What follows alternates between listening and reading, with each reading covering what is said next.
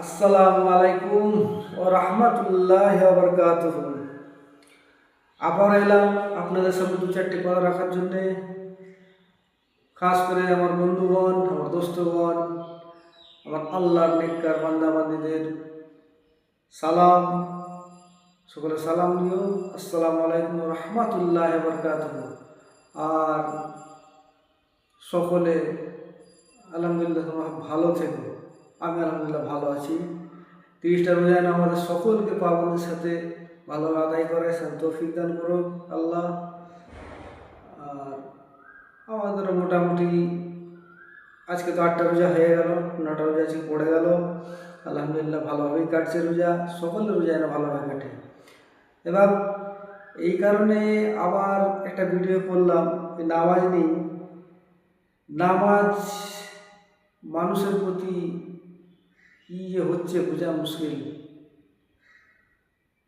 তাই বলি নামাজ যে পড়তে গিয়ে নামাজ একটু ভারী লাগবে সবাইকে, নামাজ জিনিসটা একটু সকলের প্রতি ভারী লাগে। তবে এই ভারীটাকে কাটিয়ে নামাজ পড়তে হবে। কেন? নামাজ ছাড়া আমাদের কোনো রকম গতি নেই ভাইজান। আর দ্বিতীয় কথা হচ্ছে আমাদের মত তো সবাই হবে। কুল্লু নাফসিন যাও জায়গাতুল মউত।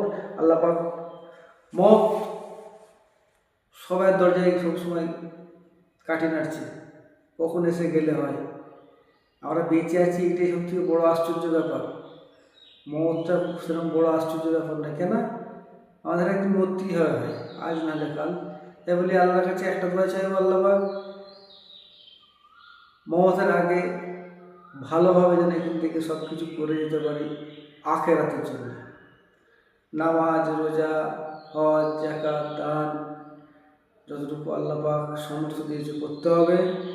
তো যার যা কী সমর্থ দিয়েছে তা আমি জানি না। আল্লাহ পাক যাকে যেমন রেখেছে আল্লাহ ভালো রাখুক। তো খাস করে কার কি সমর্থ আছে দেখার দরকার নেই, কোনো সময় 5 ওয়াক্ত নামাজ অবশ্যই পড়বেন।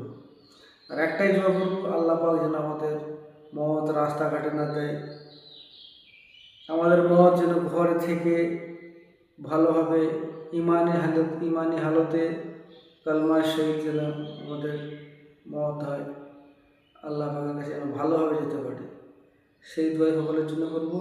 ভালোভাবে যেতে গেলে আল্লাহ পাকের আদেশ অনুযায়ী চলতে হবে, নামাজ পড়তে হবে, বেশি বেশি করে আল্লাহ পাকের ইবাদত করতে হবে। তাই বলি সকলে আল্লাহ পাকের ইবাদত করেন বেশি বেশি করে। কারো কথা শোনার দরকার নেই, সেফ আল্লাহ ছাড়া আমাদের কোনো রকম রাস্তা, কোনো রকম গতি নাই।